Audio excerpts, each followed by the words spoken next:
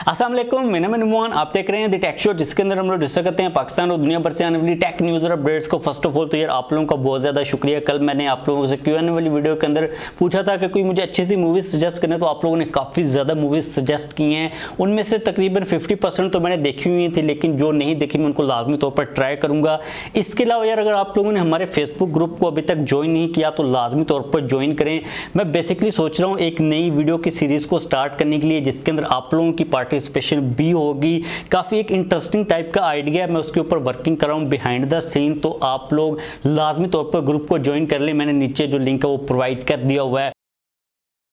अगली अपडेट की बात करें जो कि आ रही है एफबीआर के रिलेटेड, तो भाई एफबीआर की वेबसाइट के ऊपर एक अटैक हो गया, साइबर अटैक हो गया, जिसके बाद एफबीआर की वेबसाइट को उन लोगों ने हैक कर लिया। और कहा यह जा रहा है कि एफबीआर का जो डाटा था, जो लॉगिन की पूरी डिटेल वगैरह थी, उन लोगों ने चोरी कर ली और वो लोग अब रशिया के अंदर तकरीबन $30,000 के ऊपर उसको सेल करें। अब इसके रिलेटेड एफबीआर का ये कहना है कि भाई हम लोगों का कोई भी डाटा चोरी नहीं हुआ, लेकिन मुझे पसी तौर पर लगता है कि अगर उन लोगों ने एक्सेस हासिल कर ली थी तो फिर डाटा तो चोरी होना बनता ही है। इस चीज़ का तो सीधा सीधा मकसद मतलब यही बन रहा है कि अगर वो लोग आपकी वेबसाइट के अंदर घुस गए तो फिर डाटा तो फिर चोरी हुआ ही होगा, और फिर वो क्या उधर $30,000 में फिर क्या सेल करेंगे, डाटा नहीं है तो।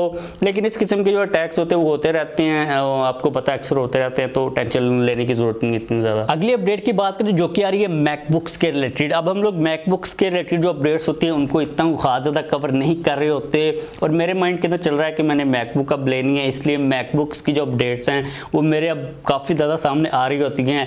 तो उम्मीद ये की जा रही है कि इस साल के एंड तक, मतलब कि आने वाले 2-3 महीनों के अंदर एप्पल के 3 इवेंट्स होंगे जिनके अंदर एप्पल के आईफोन्स और मैकबुक वगैरह आएंगी।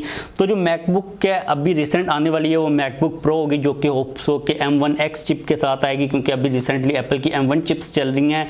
उसके अंदर एक चीज़ ये कही जा रही है कि एप्पल ने जो उनका टच बार है ना वो ख़त्म कर देना, मतलब कि ये काफ़ी देर से अपडेट आ रही है, और टच बार की जगह आपको फिजिकल बटन मिलने थे। लेकिन अभी रिसेंटली रेंडर सामने आए हैं जिसके अंदर काफ़ी इंटरेस्टिंग चीज़ शो करवाई गई है कि जो एप्पल ने टच बार ख़त्म करना, वहाँ पर आप लोगों को एप्पल की जो पेंसिल है उसको रखने के लिए एक डॉक टाइप का एक मतलब के एरिया मिल जाएगा। यहाँ पर आप लोग एप्पल की पेंसिल को रख सकोगे, और साथ में छोटा सा जो एरिया बचा वहाँ पर उन लोगों ने टच बार को लगा दिया हुआ है। अब इसका मतलब ये है कि जो स्क्रीन होगी वो भी टच के साथ आएगी, उसके ऊपर आप लोग एप्पल पेंसिल को यूज़ कर सकोगे।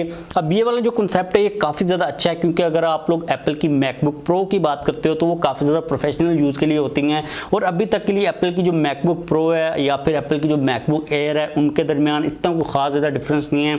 जो प्रो वाला वर्ड है ना वो एप्पल की मैकबुक को इतना खास ज़्यादा जस्टिफाई नहीं करता। तो अगर एप्पल ये काम करता है तो भाई मुझे काफ़ी ज़्यादा ये पसंद आएगा, मुझे ये आइडिया काफ़ी ज़्यादा अच्छा लगा। अभी तो ये ऐसी third party concept based renders हैं, लेट्स सी कि एप्पल कौन सा काम करता है, टच बार को ख़त्म करके वहाँ पर फिजिकल कीज़ लगाता है या फिर ये सोल्यूशन लेके चलता है। बात करें अगली अपडेट की जो कि आ रही है सैमसंग गैलेक्सी S22 के रिलेटेड, तो भाई उसके भी कॉन्सेप्ट बेस्ड जो रेंडर्स है वो सामने आ चुके हैं, आप लोग यहाँ पर देख सकते हो। अब इस डिज़ाइन को फिजिकल देखकर आप लोग वर्ड्स के अंदर एक्सप्लेन नहीं कर सकते, क्योंकि काफ़ी एक डिफरेंट टाइप का डिज़ाइन है। बैक साइड के ऊपर जो कैमरा के लेंसेज हैं उनके साथ ही पूरा एक एक्सटेंडेड आप लोगों को मॉड्यूल देखने को मिल जाएगा, जो कि तकरीबन फ़ोन के ऊपर वाले हाफ को ही उसने कवर किया हुआ है, और नीचे वाली साइड के ऊपर एक स्लोप सी है। अब देखने के अंदर ये जो डिज़ाइन है काफ़ी रगिड टाइप का, इंडस्ट्रियल टाइप का लग रहा है। आप लोगों को ये डिज़ाइन कैसा लग रहा है नीचे कमेंट्स के अंदर लाजमी तौर पर बताइएगा। मैं तो फिलहाल के लिए इस डिज़ाइन को अपने माइंड के अंदर प्रोसेस ही कर रहा हूँ। तो ये चीज़ कही जा रही है कि भाई ये वाला जो डिज़ाइन है S22 का हो सकता है, तो भाई लेट्स सी के सैमसंग क्या करता है।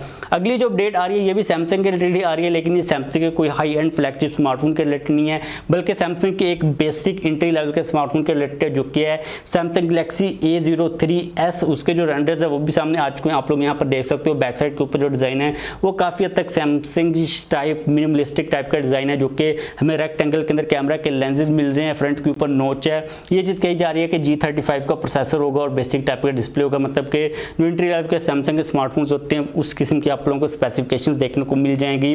तो लेट्स सी कि भाई ये वाला स्मार्टफोन कब आता है। अगली अपडेट की बात करें जो कि आ रही है Realme बुक यानी कि Realme लैपटॉप के रिलेटेड, जिसको 18 अगस्त को Realme चाइना के अंदर लॉन्च करने वाला, लेकिन उसकी जो प्राइस है वो लीक हो चुकी है। एक पोस्टर सामने है जिसके ऊपर प्राइस को मेंशन किया गया है 4699 युआन उसकी प्राइस है, जो कि पाकिस्तान के अंदर 1,18,000 बनते हैं।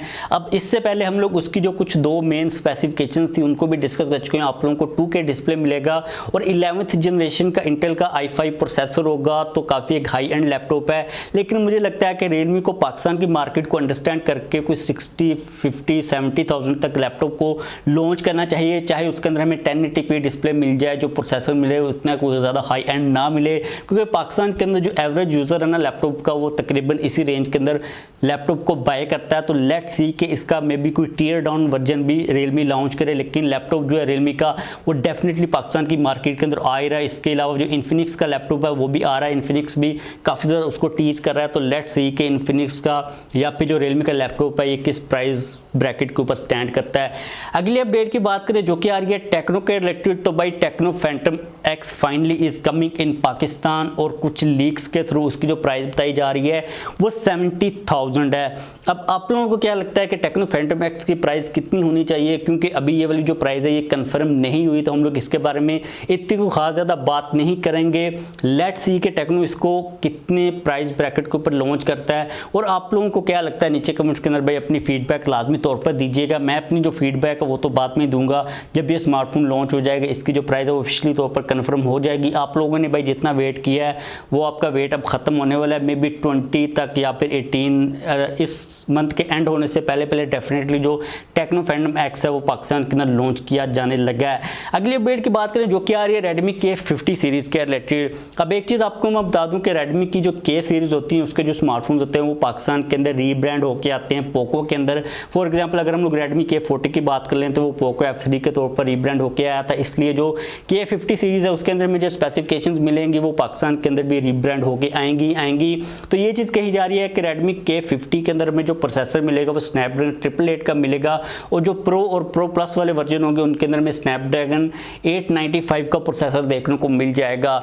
तो ये वाले जो प्रोसेसर हैं ये सारे के सारे फ्लैगशिप प्रोसेसर ही हैं, और ये चीज़ कही जा रही है कि 2020 कहाँ से आ गया, 21 के बाद 22 आता है, हम पीछे जा रहे हैं। 2022 के फर्स्ट हाफ के अंदर या फिर फर्स्ट क्वार्टर के अंदर आप लोगों को Redmi की जो K50 सीरीज़ है वो देखने को मिल जाएगी। तो अगर आप लोग पोको का कोई फ़ोन यूज़ कर रहे हो F3 Pro ETC F3 Pro तो आया नहीं है, तो आपको उसकी जो अपग्रेड देखने को मिलेगी वो Redmi K50 की सूरत में ही देखने को मिलेगी। बात करें अगली अपडेट की जो कि आ रही है ओप्पो के रिलेटेड, तो ओप्पो का एक मिस्टीरियस स्मार्टफोन चाइना के अंदर टीना के वेबसाइट के ऊपर लिस्ट वगैरह होना स्टार्ट हो चुका हुआ है।